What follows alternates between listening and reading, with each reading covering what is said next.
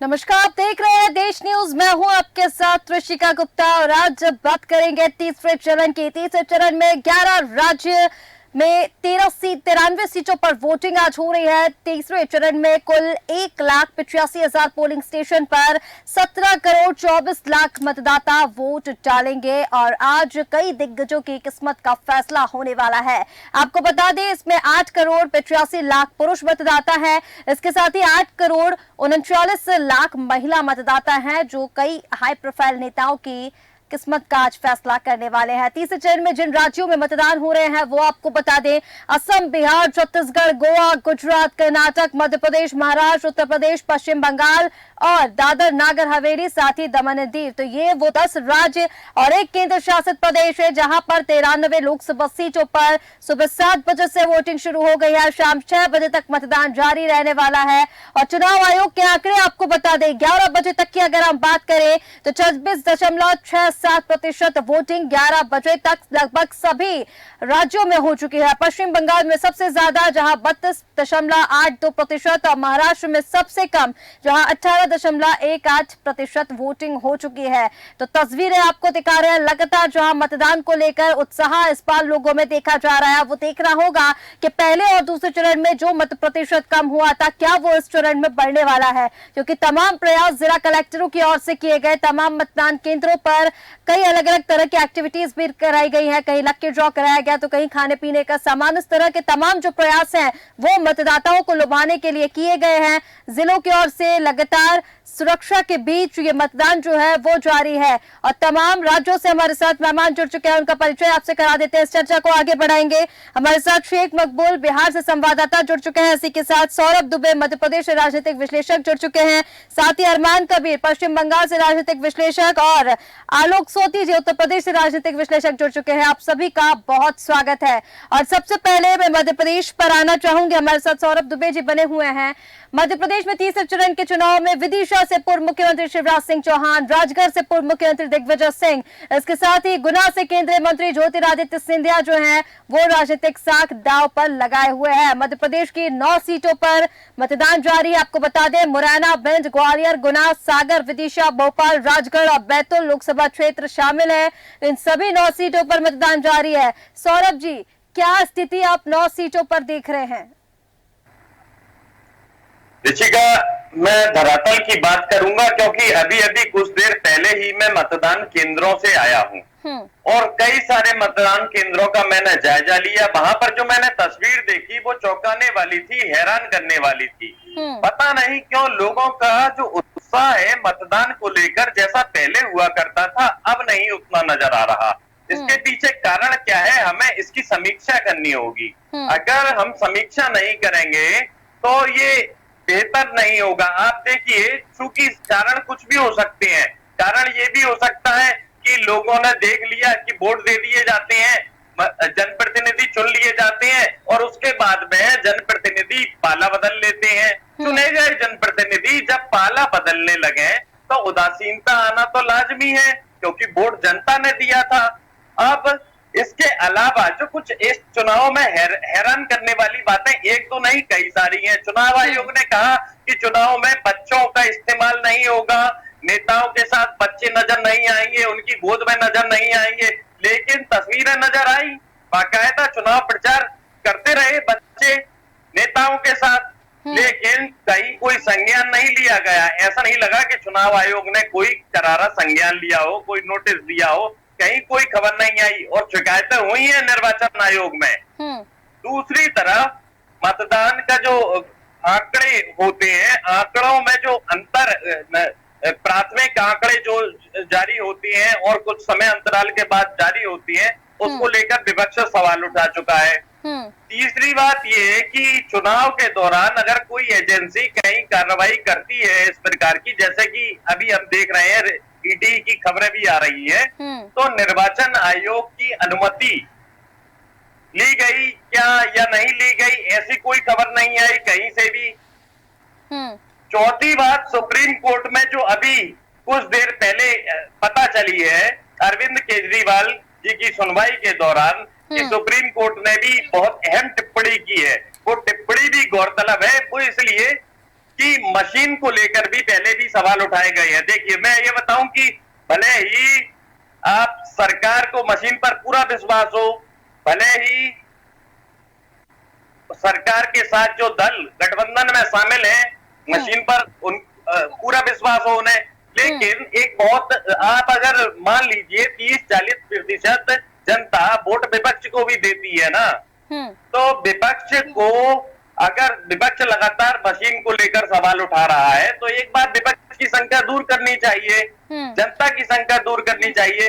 क्यों जनता में एक उदासीनता की सौरभ जी फैसला इसको लेकर तो फैसला आ चुका है ना। अब जो विपक्ष ने ईवीएम को लेकर सवाल उठाए थे उस पर फैसला सुप्रीम कोर्ट कह चुका है कि जो चुनाव आयोग के आंकड़े हैं उस पर भरोसा करना पड़ेगा, ईवीएम में गड़बड़ी नहीं की जा सकती। खैर इस पर मैं आगे आऊंगी। सौरभ जी आपके पास हमारे साथ बाकी मेहमान भी जुड़े हुए हैं, उनको जरा इन कर लेते हैं। ऋषिका जी मैं एक बात और कहना चाहूंगा, आप आगे बढ़े इससे पहले मैं इसमें जोड़ देना चाहूंगा, वो ये कि निश्चित तौर पर ईवीएम पर फैसला आ चुका है, लेकिन ईवीएम की कार्यप्रणाली सब कुछ चुनाव आयोग के हाथ होता है और फैसला अभी इस बात पर नहीं आया है कि चुनाव आयुक्त की नियुक्ति में सीजीआई की भूमिका होनी चाहिए या नहीं। ये भी बड़ा सवाल है और ये मामला लंबित है। बिल्कुल बिल्कुल ठीक है सौरभ जी, वापस लौटूंगी आपके पास। हमारे साथ आलोक सोती जी भी जुड़े हुए हैं उत्तर प्रदेश से। आलोक जी, उत्तर प्रदेश की 10 सीटें संभल, हाथरस, सागरा, फतेहपुर सीकरी, फिरोजाबाद, मैनपुरी, एटा, बदायूं, आंवला, यहाँ पर जो है और साथ ही बरेली 11 बजे तक की अगर हम बात करें तो उत्तर प्रदेश में 26.12% जो वोटिंग है वो हो चुकी है। और जो हॉट सीट है मैनपुरी, यहाँ से कुछ ऐसी खबर भी सामने आई है कि सपा और भाजपा कार्यकर्ताओं में भिड़ंत भी देखने को मिली है, जहां पर आरोप ये लगाया गया है कि भारतीय जनता पार्टी के जो कार्यकर्ता है वो मतदाताओं को लुभा रहे हैं और उनके पक्ष में वोट करने की अपील मतदान केंद्रों पर की जा रही है। क्या कुछ जानकारी उत्तर प्रदेश की 10 सीटों को लेकर और इस जो मैनपुरी सीट की हम बात कर रहे हैं यहाँ पर जो भिड़ंत हुई है उसको लेकर, आलोक जी? आप बिल्कुल ठीक कह रहे हैं कि इस समय जो है जो उत्तर प्रदेश की प्रमुख विपक्षी दल है सपा, उसका ये क्षेत्र है, विशेषकर आप कह सकते हैं मैनपुरी, इटावा, आगरा तक आप कह सकते हैं, फिरोजाबाद। लेकिन अगर देखा जाए कि यहाँ पे जो यादव परिवार है, जो अखिलेश यादव है, माननीय मुलायम सिंह का जो परिवार है, उनके 3 सदस्य यहाँ से खड़े हैं। एक डिंपल यादव जी जो कि अखिलेश यादव जी की पत्नी है, मैनपुरी से है। ये काफी सुरक्षित सीट मानी जाती है क्योंकि यहाँ पे माननीय मुलायम सिंह पहले चुनाव जीते थे और उनकी मृत्यु के बाद उपचुनाव हुआ था, तो डिंपल यादव जी भी यहाँ से जो है सांसद चुनी गई थी। उसके बाद आप देखते हैं फिरोजाबाद में रामगोपाल यादव जो उनके चाचा हैं, उनके बेटे अक्षय यादव। हालांकि फिरोजाबाद में पिछली बार हार गए थे, इस बार भी जो है ताल ठोक रहे हैं, तो काफी संघर्षमय सीट हो जाएगी। इसके अलावा आपने देखा कि जो बदायूं सीट है, जहां से पहले धर्मेंद्र यादव उनके परिवारी सदस्य हैं, भतीजे हैं, उसकी जगह उनको शिवपाल यादव जी को टिकट दिया गया था। शिवपाल यादव जी ने वो टिकट अपने पुत्र अक्षय यादव जी को, आदित्य यादव जी को ट्रांसफर कर दिया। आदित्य यादव जी बदायूं से लड़ रहे हैं, एक मुस्लिम बहुल इलाका है, काफी यहाँ पे जो है दबदबा है सपा का। लेकिन देखने वाली बात यह है कि ये जो 3 महत्वपूर्ण सीटें हैं, यानी 10 में जो 3 है, इनको देखना पड़ेगा। एक और यहाँ इंपॉर्टेंट सीट होती थी संभल, जहाँ से बख्तर साहब जो है सपा पार्टी से जीतते थे, उनका निधन हो चुका है। उनके पोते को शायद टिकट देना था, नहीं दे पाए, किसी और को टिकट दिया गया है। तो कुल मिला के जो ये जो इलाका है, इसको आप कह सकते हैं जो सपा है, मुख्य विपक्षी दल है, यहाँ पे इनका काफी दबदबा और वर्चस्व रहा है। विशेषकर जो जातिगत आंकड़े देखें तो यादव के और मुस्लिम बहुल इलाका मिलेगा आपको, बरेली, बदायूं, आंवला, ये 3 इलाके काफी मुस्लिम बहुल है। लेकिन फिर भी आपने देखा कि बीजेपी ने जो है यहाँ से दोनों सीटें निकाली थी। इसके अलावा आप देख रहे हैं कि जिस तरीके से आगरा है, फतेहपुर सीकरी है और फिरोजाबाद है और एटा है, मैनपुरी है, ये इलाके काफी महत्वपूर्ण है। इसमें काफी अच्छा काम किया था, पिछली बार बीजेपी ने काफी अच्छी बढ़त हासिल की थी, लेकिन इस बार इतना आसानी से नहीं कहा जाता है। मुकाबला उत्तर प्रदेश में मजबूती से चल रहा है। हालांकि आपने देखा था कि पिछली बार जो 2 चरणों में हुआ था, वोटिंग रेट बहुत कम था। हमारा मानना है कि प्रति घंटा 5% की एवरेज की स्पीड से जो है वोटिंग होती है। तो अगर 11 बजे तक देखा जाए, 7-4-11, तो 5 चौक 20% होना चाहिए था। लेकिन अभी आप देख रहे हैं कि एवरेज 26% से ऊपर जा रहा है, यानी 6% ज्यादा चल रहा था। तो इसका मतलब ये है कि अब एवरेज वोटिंग चल रही, तो एवरेज जो रेट था उससे कहीं ऊपर जाके जो है वोटिंग चल रही है उत्तर प्रदेश में। पहले और दूसरे चरण के मुकाबले हम देख सकते हैं। जी जी, बिल्कुल आप सही कह रही हैं कि पहले 2 चरणों के मुकाबले तीसरे चरण में वोटर्स को निकालने में, चाहे चुनाव आयोग हो, चाहे पार्टी हो, उनके कार्यकर्ता को जो है वोटर को लुभा के या बुला के बूथ तक लाने में सफल हो रहे हैं। ये एक अच्छा बात है, और इसमें लोकतंत्र का इस महोत्सव में ये बात होनी चाहिए, वोट पड़ने चाहिए। बिल्कुल ठीक। आलोक जी, वापस लौटूंगे मैं आपके पास। हमारे साथ बिहार से शेख मकबूल जी भी जुड़े हुए हैं। शेख मकबूल जी, बिहार की 5 सीटों की अगर हम बात करें तो 1 बजे तक के जो आंकड़े सामने आए हैं, 34.69% जो है मतदान यहाँ पर हो चुका है। और एक अच्छी खबर भी सामने आ रही है, जहाँ सुपौल में हम देख रहे हैं 115 साल की जो बुजुर्ग महिलाएं, उन्होंने वोट डाला है। क्या कुछ स्थिति बिहार की 5 सीटों पर देख पा रहे हैं शेख मकबूल जी? देखिए, बिहार में तो पहले की तरह जो है उससे इस बार जो है कई बार बढ़ चढ़ के लोग वोटिंग में हिस्सा ले रहे हैं, और यहाँ काफी शांतिपूर्ण जो है वोटिंग चल रही है 5 सीटों पर। सुबह से जो है लंबी कतारें लगी हुई हैं। ठीक है। और अब तक जो है यहाँ शांतिपूर्ण माहौल है। तो ठीक है शेख मकबूल जी। हमारे साथ पश्चिम बंगाल से अरमान कबीर जी भी बने हुए हैं। अरमान जी, मैं आपके पास आऊंगी। पश्चिम बंगाल की अगर हम बात करें तो पश्चिम बंगाल की 4 सीटों पर मालदा उत्तर, मालदा दक्षिण, जहांगीरपुर और मुर्शिदाबाद, यहाँ पर जो वोटिंग है। लेकिन मालदा और मुर्शिदाबाद की अगर हम बात करते हैं तो चुनावी हिंसा का लंबा इतिहास यहाँ पर रहा है। चुनाव आयोग के लिए बड़ी चुनौती। किस तरह से यहाँ चारों सीटों पर वोटिंग देखने को मिल रही है वर्तमान में? क्या कुछ स्थिति पश्चिम बंगाल में? देखिए, ये चारों सीट जो है ना ऋषिका जी, ये चारों सीट में ना कांग्रेस को अपनी साख बचाने की लड़ाई है। क्योंकि 2004 से लेकर 2014 तक मालदा दक्षिण पे कांग्रेस का जो है सो कि वो सीट रहा है, जो मौसम नूर वहां से एमपी हुआ करती थी। और 2019 में भी जिस तरह कांग्रेस सारी सीटें हार रही थी, एक अधीर रंजन चौधरी का साथ अगर किसी ने दिया था तो वो अबू हासिम खान चौधरी साहब ने दिया था। ठीक है, इस बार अबू हासिम खान चौधरी साहब चुनाव नहीं लड़ रहे हैं, मौसम नूर भी चुनाव नहीं लड़ रही। और अबू हासिम खान चौधरी साहब की सीट से उनके बेटा ईसा खान चौधरी चुनाव लड़ रहे हैं। और इंटरेस्टिंग ये है कि मुर्शिदाबाद सीट जो पिछले बार और उससे पहले भी मुर्शिदाबाद सीट जो तृणमूल कांग्रेस के खाते में चली गई थी, वहां से एक बहुत बड़ा चेहरा मोहम्मद सलीम वहां से चुनाव लड़ रहे हैं। रायगंज, पिछली बार रायगंज पे लगभग 1.25 लाख 1,80,000 वोट उन्होंने काटा था। और मुर्शिदाबाद जो सीट है वहां पर मोहम्मद सलीम जो है ना, देखिए मुर्शिदाबाद सीट पे मुसलमान वोटर्स, मुस्लिम वोटर्स का बहुत ही जो है सो कि इन्फ्लुएंस है वहां पे। कशीर तादाद में है, वो वहां पे सीट का निर्णय करते हैं। ठीक है, लेकिन इस बार इंडिया गठबंधन का उम्मीदवार बन करके मोहम्मद सलीम जो है वो मुर्शिदाबाद से खड़े हैं। तो इस बार जो है ना मुकाबला बहुत ही टफ है मुर्शिदाबाद में। और ये पिछले बार अबू हासिम खान चौधरी साहब जो है ना वो सिर्फ 8,000 वोटों से ही जीत पाए थे। तो वहां पर भी कांग्रेस के लिए बहुत ही टफ स्थिति है। और जहां तक वोटिंग प्रतिशत की बात है, 25 से 35% वोटिंग हो चुकी थी यहाँ पे। और थोड़े बहुत छिपुट घटनाओं को अगर छोड़ दें तो यहाँ पर लोग शांतिपूर्वक मतदान कर रहे हैं यहाँ। ठीक है अरमान कबीर जी, वापस आऊंगे आपके पास। सौरभ दुबे जी, आप क्योंकि मतदाताओं को लेकर आप बात कर रहे थे, मतदाताओं में उत्साह आपका कहना है उतना नहीं देखा जा रहा है, लेकिन कहीं ना कहीं जिस तरह से पहले दूसरे चरण की अगर हम बात करते हैं, मत प्रतिशत जो है वो काफी कम रहा था। निराशाजनक स्थिति रही थी, चिंताजनक भी थी, काफी चिंतन और मंथन उसके बाद राजनीतिक दलों को करना भी पड़ा। लेकिन तीसरे फेज की जो आप घटना बता रहे हैं, क्योंकि जिस तरह से आपने बताया धरातल पर अगर आप मतदान केंद्रों की स्थिति देखें तो उतना उत्साह नहीं है। हालांकि जिला कलेक्टरों की तरफ से या फिर चुनाव आयोग की तरफ से तमाम प्रयास मतदाताओं को लुभाने के किए गए, तो फिर मतदाताओं में उदासीनता अब राजनीतिक दल को लेकर हम कह सकते हैं, क्योंकि पहले हम ये कह रहे थे कि गर्मी का मौसम है, शादियों का सीजन है और इस वजह से जो मतदाता है वो घर से नहीं निकल रहे हैं। लेकिन अब तो तमाम प्रयास भी किए गए हैं और कहीं तो हम देख रहे हैं, अधिकतर जगहों पर ये देख रहे हैं कि मत प्रतिशत अच्छा खासा बढ़ रहा है। अब बंगाल की अगर हम बात कर ले तो, लेकिन मध्य प्रदेश में जो स्थिति देख रहे हैं वो किस वजह से उदासीनता आप यहाँ पर देख पा रहे हैं? ऋषिका, मैं आंकड़ों की बात नहीं करूंगा, मैं ज्यादा गंभीर बात नहीं करूंगा, सीधी और सरल बात करूंगा जो थोड़ी हास्यास्पद भी हो शायद। आप देखिए, कुछ दिनों पहले एक सभा हुई थी, सभा में ये कहा गया था मोदी जी की तरफ से कि आप लोग जाइए, मतदान करने के लिए जाइए, 15-15 के झुंड में जाइए और भारत माता की जय के नारे लगाते हुए जाइए। लेकिन मैंने ऐसी तस्वीर यहाँ नहीं देखी कहीं भी सड़क पर।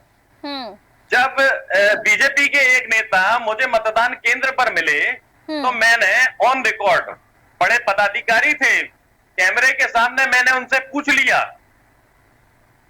वो ये कि आपके मोदी जी ने कहा था कि इस तरह से मतदान के लिए जाना है, क्या आप लोग इस तरह से मतदान के लिए जाएंगे? तो उन्होंने वो कुछ पहले बोलते, उसके साथ में उनके साथ में 4 नेता और जो छोटे नेता जो कार्यकर्ता होते हैं वो खड़े हुए थे। उन्होंने 1 2 3 नारे ही लगा दिए। अब एक बात बताइए मुझे, कोई भी बता सकता है कि मतदान के दिन ना तो नारेबाजी की जाती है और जब नहीं की जाती, कोई इस तरह से झुंड बना के निकलने की इजाजत नहीं होती, जुलूस की शक्ल में निकलने की इजाजत नहीं होती, तो ये आह्वान क्यों किया गया? और अगर कोई सामान्य व्यक्ति आह्वान कर देता तो चल जाता, लेकिन मोदी जी आह्वान करें, आप समझ लीजिए फिर। तो ये कुछ बड़े इस सवाल तरीके की आपने मोदी चीजें जी हो पर रही खड़े हैं। कर दिए सौरभ जी यहाँ।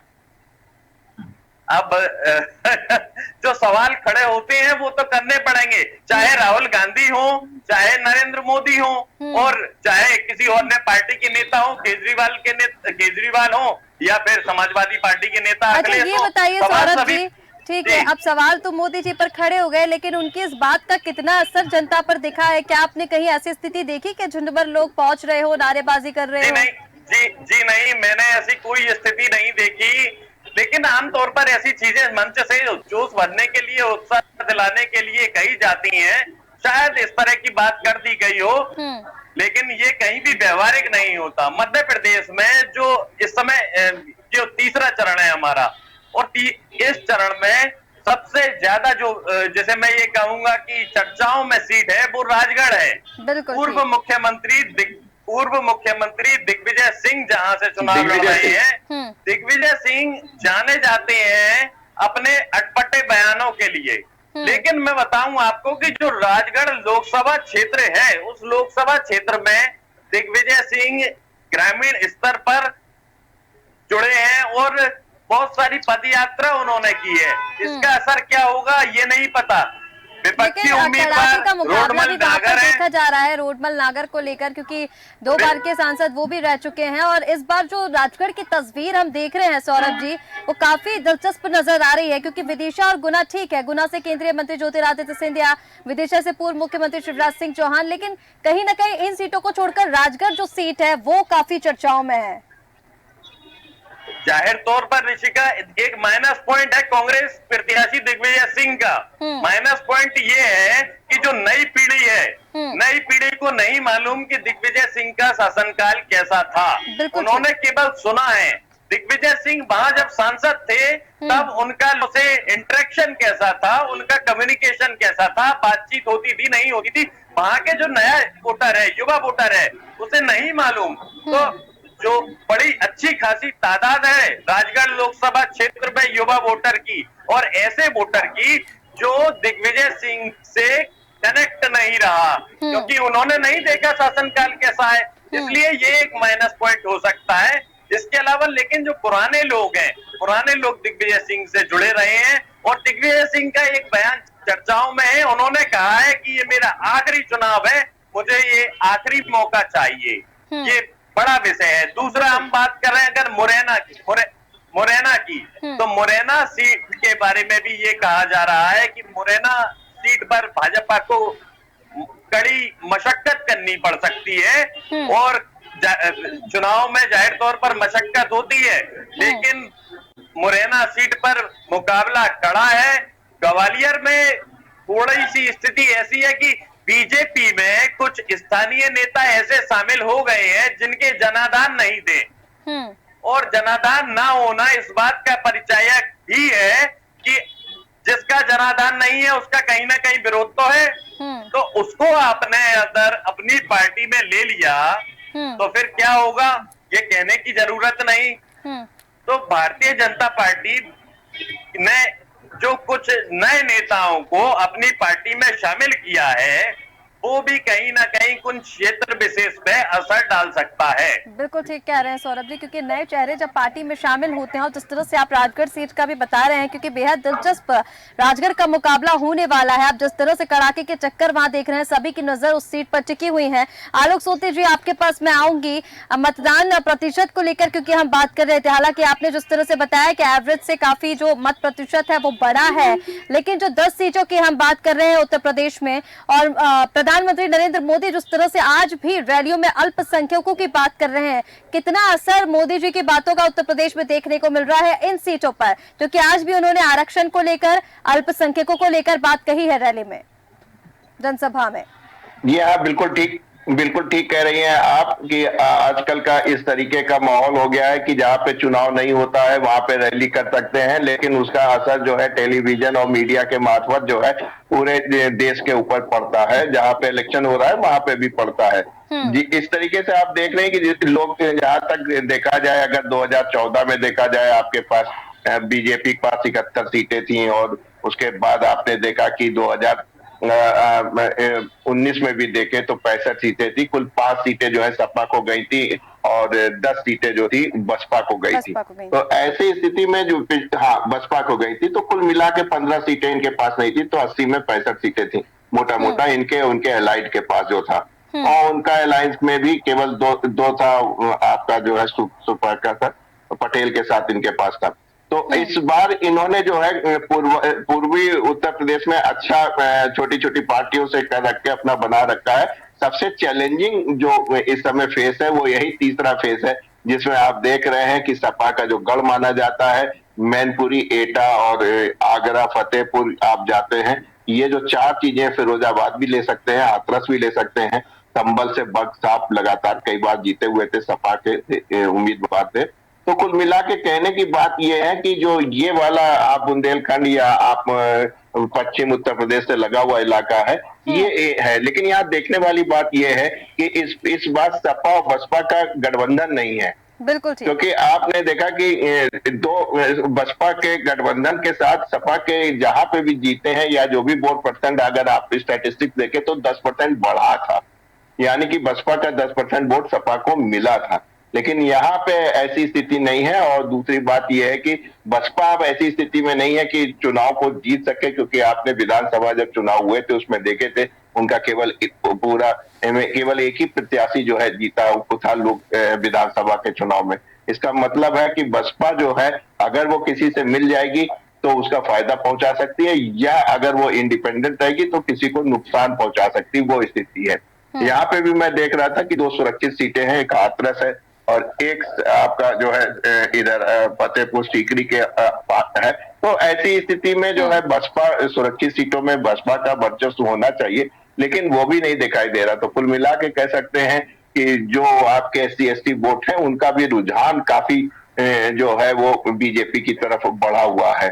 तो कुल मिला के यहाँ यादव परिवार का जो है मान प्रतिष्ठा जो है वो लगी हुई है, क्योंकि उनके 2 भतीजे और अखिलेश जी की पत्नी डिंपल यादव जी जो कई बार चुनाव जीत चुकी हैं, सांसद जा चुकी हैं, मैनपुरी जो है उनका गढ़ है और वहां से वो खड़ी हैं। और उम्मीद भी की जा रही है कि वो अपनी सीट को आराम से निकाल भी लेंगी। लेकिन आप देख रहे हैं कि जो संघर्ष की जो खबरें आ रही हैं, इसका मतलब है कि सभी लोग बहुत ही सीरियस होकर जो है चुनाव लड़ रहे हैं हर जगह। तो देखने वाली बात ये होगी कि इस चुनाव पर है। और उत्तर प्रदेश की जब हम बात कर लेते हैं तो क्योंकि उत्तर प्रदेश में सबसे ज्यादा 80 लोकसभा सीटें, और कहा जाता है कि देश को प्रधानमंत्री उत्तर प्रदेश से ही मिलता है, इसलिए सभी की नजर उत्तर प्रदेश पे तो बनी ही रहती है। हमारे साथ अरमान कबीर जी भी बने हुए हैं। अरमान जी, आपसे जानना चाहेंगे, आप जो 4 सीटों की क्योंकि हम बात कर रहे हैं यहाँ पर, और क्योंकि आतंकवाद को लेकर, और पश्चिम बंगाल जो है वो हमेशा कुछ ना कुछ चीजों को लेकर चर्चाओं में, अभी संदेश खाली की हम घटना देख लें या फिर मुस्लिम वोटर्स को लेकर, लेकिन प्रधानमंत्री नरेंद्र मोदी जिस तरह से मन से आरक्षण को लेकर, मुस्लिम वोटर्स को लेकर, अल्पसंख्यकों को लेकर बातें कह रहे हैं,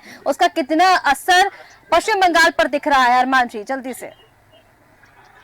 देखिए, संदेश थाली का जो मुद्दा है ना, कल भी अमित शाह जी वो संदेश थाली का मुद्दा उठा रहे थे। आपको मालूम होगा कि दो चार दिन पहले संदेश थाली का मुद्दा ना बड़ा इंटरेस्टिंग हो गया है यहाँ पे, क्योंकि वहां पे ना एक वीडियो जारी किया गया है, एक वीडियो सर्कुलेट हो रहा है जिसमें दो लोग बातें कर रहे हैं कि